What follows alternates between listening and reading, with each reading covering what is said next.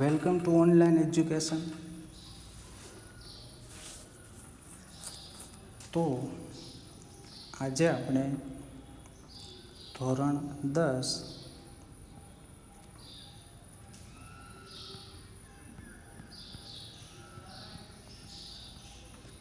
વિજ્ઞાન એનું chapter number 6 જૈવિક ક્રિયાઓ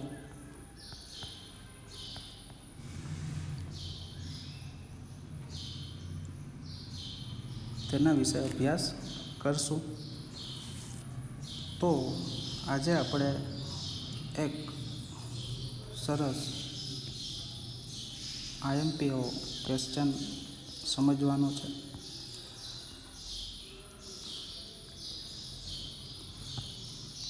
તો ક્વેશ્ચન આ રીતના પૂછી શકે બોર્ડમાં: પર્ણ રંધ્રોની ખુલવા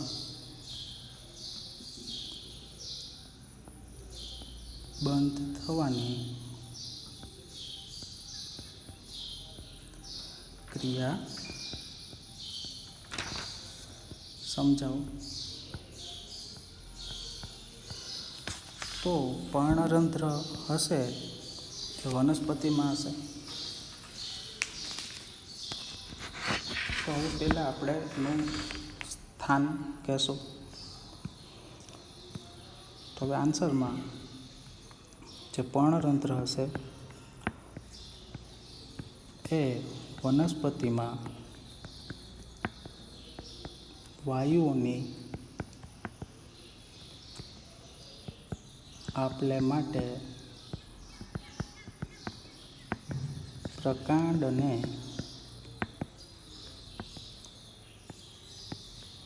પર્ણમાં વાયુરંધ્રો અને પર્ણરંધ્રને વાયુરંધ્ર પણ કહેવાય. વાયુરંધ્રો અને પર્ણરંધ્રો આવેલા હોય છે. તો પર્ણરંધ્રો હોય એ વનસ્પતિમાં કાં તો એના પર્ણોમાં હશે અને કાં તો એની જે પ્રકાંડ છે એમાં હશે. તો એકદમ એ નાના હશે. તો પર્ણરંધ્રો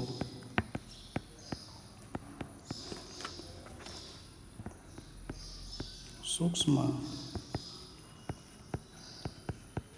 છિદ્રો સ્વરૂપે આવેલા હોય, જેથી એ વનસ્પતિમાં વાયુઓની આપલે કરી શકે. બીજું, પર્ણરંધ્રો હોય એ વનસ્પતિમાં બાષ્પીભવનની ક્રિયા પણ કરશે.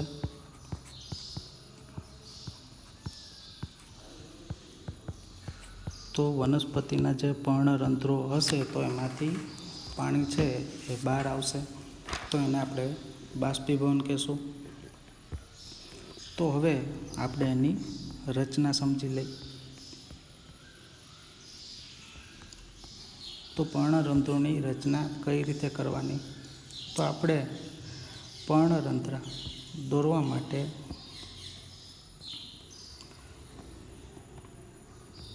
બે રક્ષક કોષો દોરશું.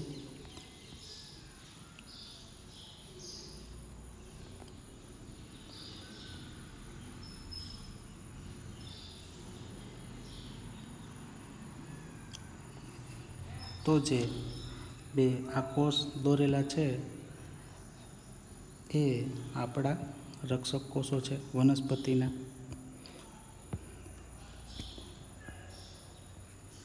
તો એની અંદર હરિતકણ હોય, પર્ણમાં આવેલા હોય, એટલે આપણે એને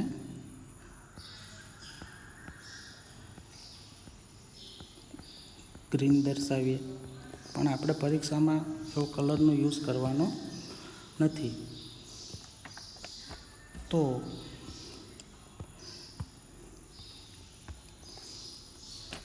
જે બંને સાઈડ આવેલા છે એને આપણે કહેશું રક્ષક કોષો. તો આ પણ રક્ષક કોષ થશે. અને વચ્ચે જે જગ્યા છે એને આપણે કહેશું વાયુરંધ્ર અથવા પર્ણરંધ્ર. અને એની આજુબાજુ વનસ્પતિના કોષ આવેલા હોય. તો આ રીતના તમે એને દોરી શકો.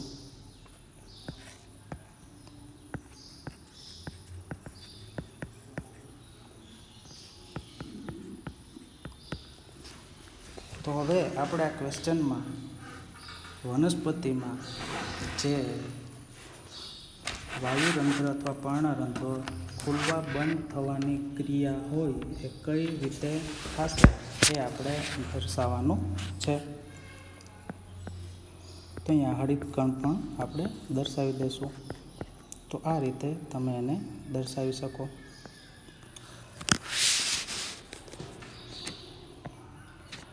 તો આપણે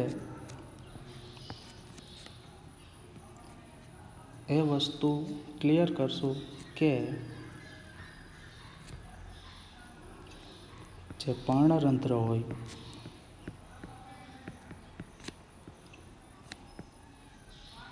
ખુલ્લા અથવા બંધ થવાની ક્રિયા કોણ કરશે? તો રક્ષક કોષો દ્વારા થાય.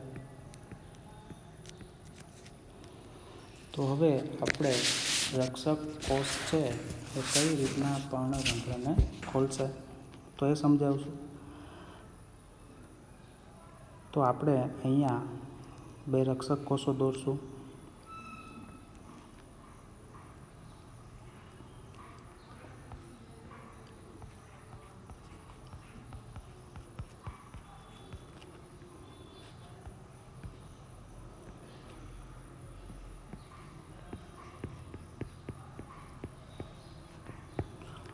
તો અહીંયા રક્ષક કોષોની અંદર પહેલાં પાણી પ્રવેશે. આ ખુલવાની પ્રક્રિયા છે પહેલાં. તો રક્ષક કોષોમાં પાણી પ્રવેશે એટલે શું થશે? રક્ષક કોષો ફૂલાશે. તો ફૂલાશે તો વાયુરંધ્ર શું થશે? ખુલી જશે. તો આટલું યાદ રાખવાનું છે કે જે રક્ષક કોષો હશે એની અંદર શું જશે? પાણી. એટલે આપણે કહેશું એને H2O. તો પાણી જશે તો રક્ષક કોષો ફૂલે.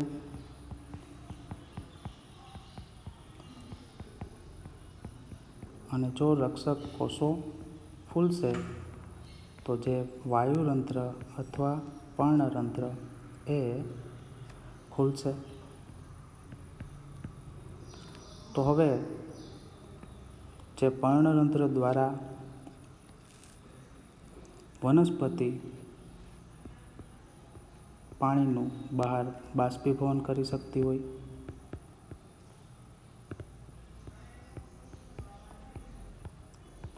બીજું જો પ્રકાશ સંશ્લેષણ કરતી હોય તો વનસ્પતિ કાર્બન ડાયોક્સાઇડ વાયુ અંદર લેશે અને ઓક્સિજન વાયુ બહાર જવા દેશે. તો પ્રકાશ સંશ્લેષણની પ્રક્રિયા કરતી હોય તો પણ શ્વસનની પ્રક્રિયા કરતી હોય તો આપણે ઊંધું લખવાનું થાય. તો હવે આ હતી વાયુરંધ્ર ખોલવાની પ્રક્રિયા. હવે વાયુરંધ્ર બંધ થવાની પ્રક્રિયા. તો રક્ષક કોષો હોય એની અંદરથી જે પાણી છે એ દૂર થાય. તો રક્ષક કોષોમાંથી જ્યારે પાણી દૂર થશે તો જે રક્ષક કોષો પાણી અંદર જાય ત્યારે ફૂલતા હતા તો હવે રક્ષક કોષોનું શું થશે? તો સંકોચન થશે રક્ષક કોષોનું. તો સંકોચન થશે તો જે પર્ણરંધ્ર અથવા વાયુરંધ્ર હશે એ શું થઈ જશે? બંધ. તો આપણે જે બંધ થવાનું વાયુરંધ્ર છે એની અંદર આ રીતની આકૃતિ દોરશું. તો અહીંયા દર્શાવશું H2O બહાર બાષ્પીભવનની ક્રિયા દ્વારા અથવા આંતરકોષીય અવકાશમાં પાણી બહાર જશે તો આ જે વાયુરંધ્ર છે એ વાયુરંધ્ર બંધ થઈ જશે અને આજુબાજુમાં જે બે કોષ આવેલા છે એને આપણે કહીશું રક્ષક કોષો.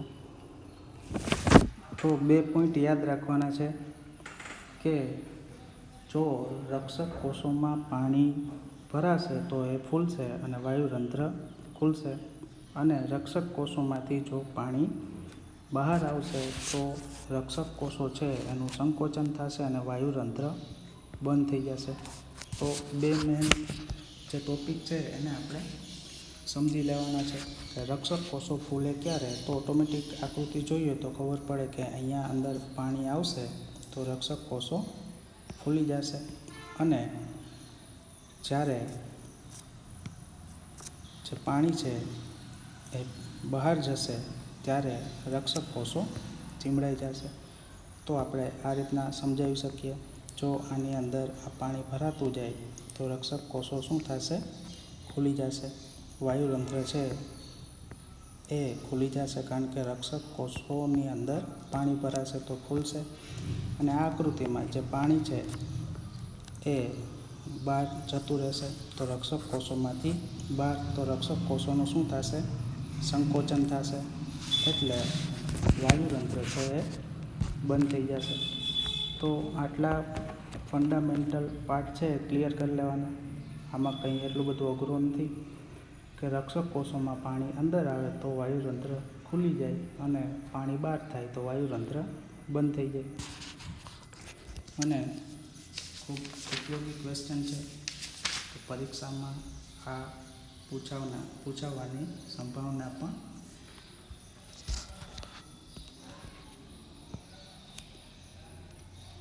તો હવે આપણે એના પછીના ક્વેશ્ચન વિશે માહિતી મેળવશું.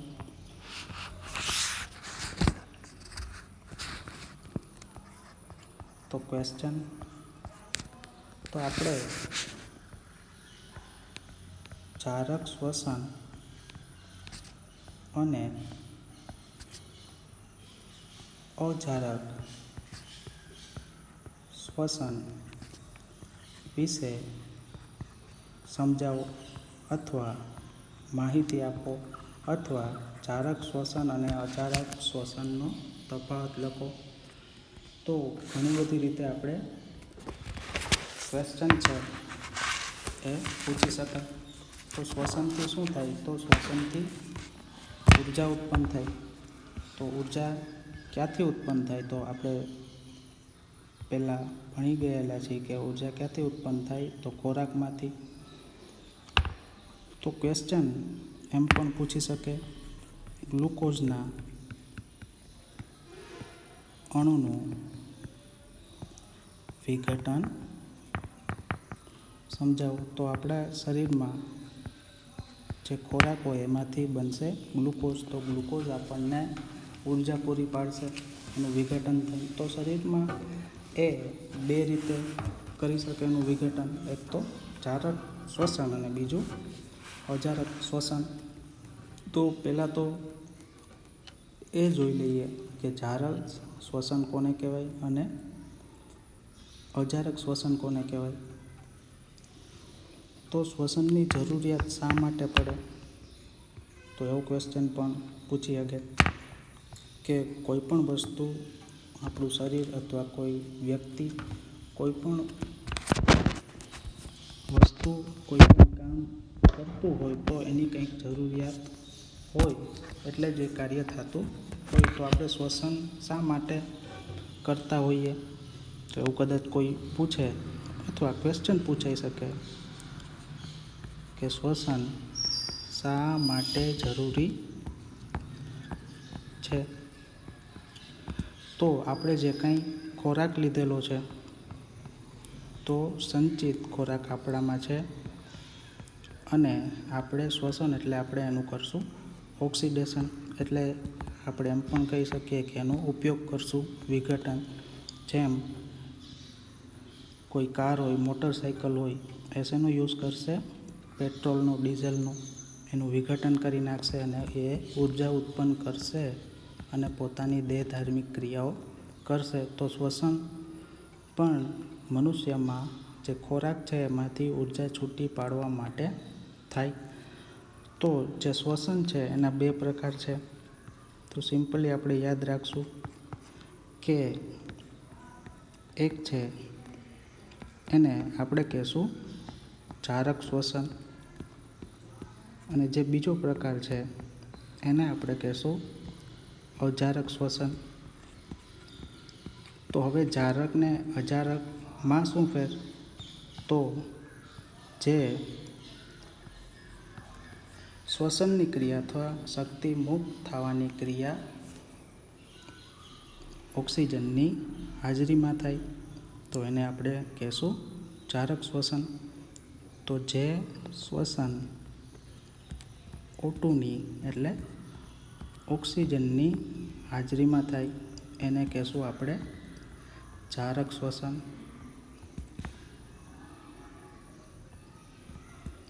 અને અજારક શ્વસન કોને કહેશું?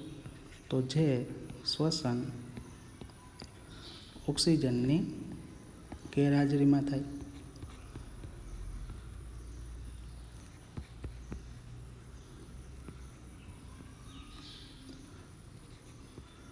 તો જે શ્વસન ઓક્સિજનની ગેરહાજરીમાં થાય એને આપણે કહેશું અજારક શ્વસન. તો ક્વેશ્ચન પણ પૂછાઈ શકે, જે શ્વસન ઓક્સિજનની હાજરીમાં થાય તેનું નામ જણાવો, તો આપણે લખી નાખવાનું જારક. અને એમ પૂછાય કે નીચેનામાંથી કયું શ્વસન ઓક્સિજનની ગેરહાજરીમાં થાય, તો એ થશે અજારક. તો હવે બંને આપણે વારાફરતી વારા શીખશું. તો પહેલાં આપણે શીખશું જારક શ્વસન કોને કહેવાય.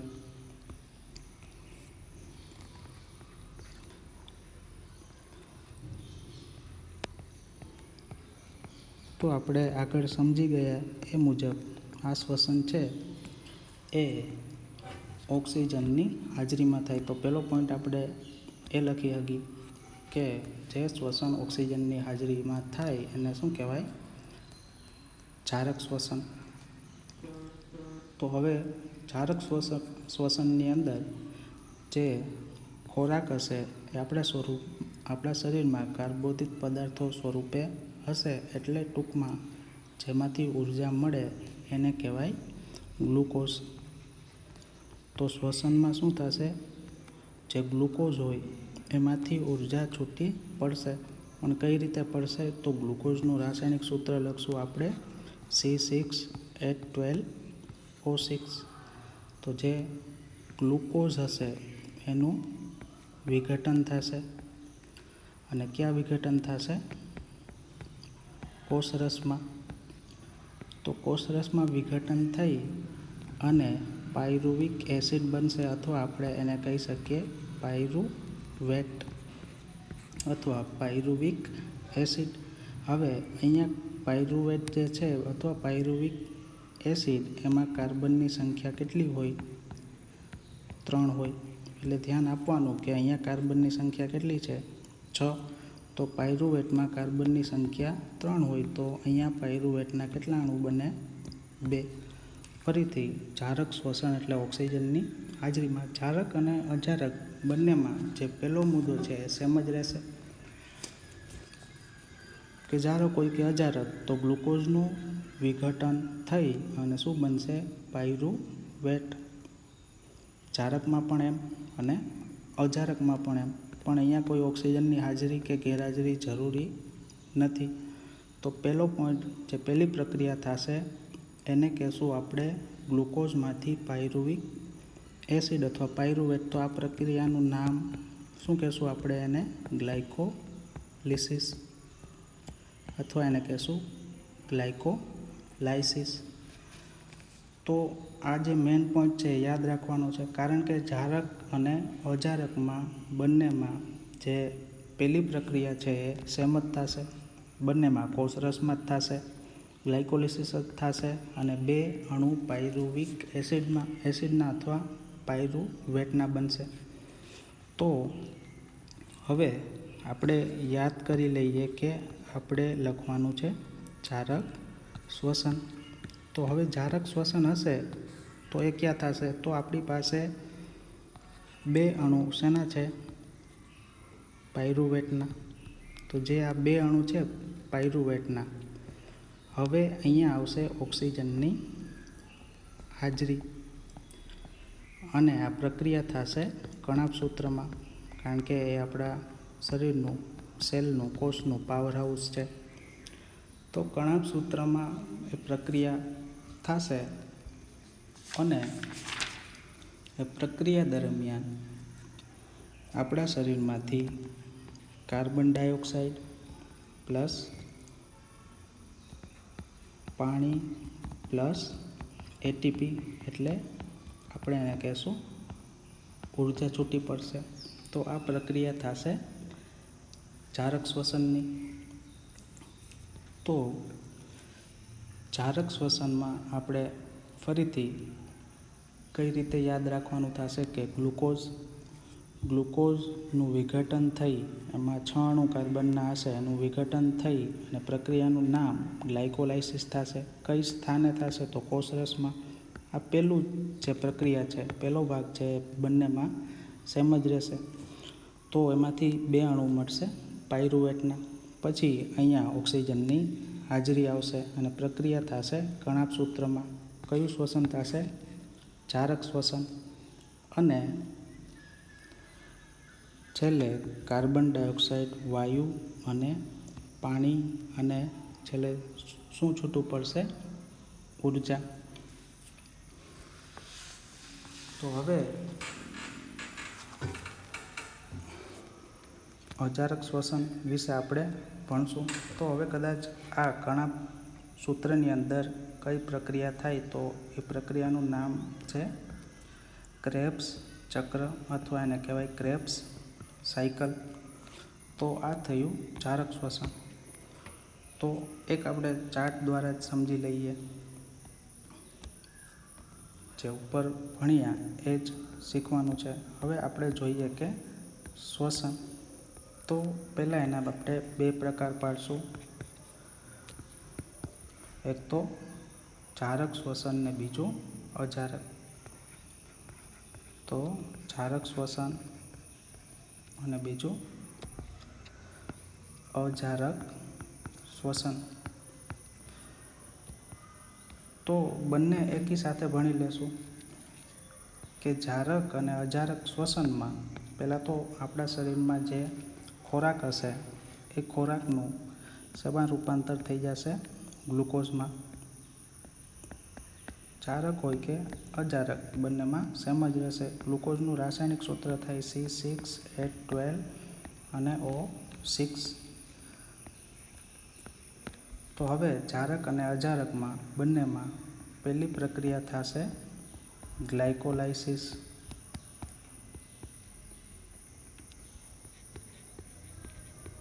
આ પ્રક્રિયા છે એ થશે કોષરસમાં.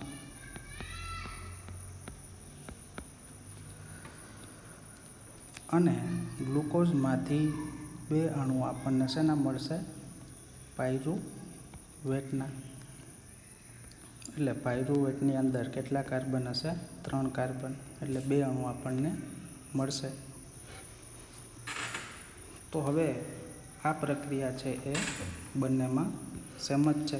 હવે આ બાજુ આપણે એનું કરશું અજારક શ્વસન થાય તો, અને પછી આ બાજુ આપણે એનું કરશું જારક શ્વસન. તો હવે પહેલાં આપણે અજારક શ્વસન જોઈ લઈએ. તો અજારક શ્વસનમાં ઓક્સિજનની શું હશે? ગેરહાજરી.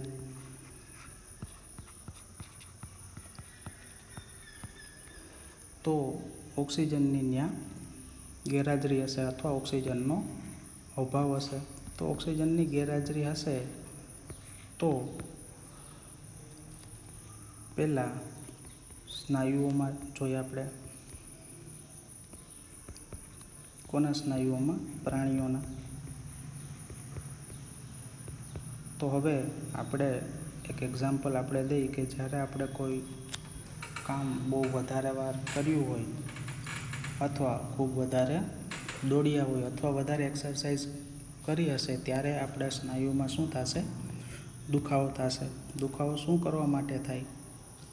કારણ કે જ્યારે આપણે વધારે પડતી એક્સરસાઇઝ અથવા વધારે દોડ્યા હોય ત્યારે સ્નાયુઓને કાર્ય કરવા માટે ઉર્જાની જરૂર પડે. તો એ ઉર્જા ક્યાંથી મેળવે? તો એ ઉર્જા ગ્લુકોઝમાંથી મેળવે. તો ગ્લુકોઝમાંથી કયું શ્વસન થતું હોય આપણા શરીરમાં? જારક શ્વસન. પણ જ્યારે ખૂબ જ વધારે ઉર્જાની જરૂર હોય અને ઓક્સિજનનું પ્રમાણ શરીરમાં ઓછું હોય, ઘટી જતું હોય, એ પ્રમાણે ઉર્જા વધારે જોતી હોય તો એ સમયે આપણા સ્નાયુની અંદર અજારક શ્વસન થઈ જશે અને ત્યારે પણ એ અજારક શ્વસન દરમિયાન આપણને ઉર્જા તો મળશે જ, પણ એની અંદર લેક્ટિક એસિડ નામનું એક એસિડ ઉત્પન્ન થાય. આથી આપણા જે સ્નાયુઓ છે એમાં દુખાવો થશે. તો પ્રાણીઓના સ્નાયુઓમાં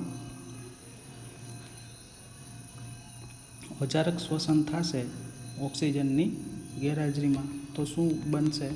તો લેક્ટિક એસિડ.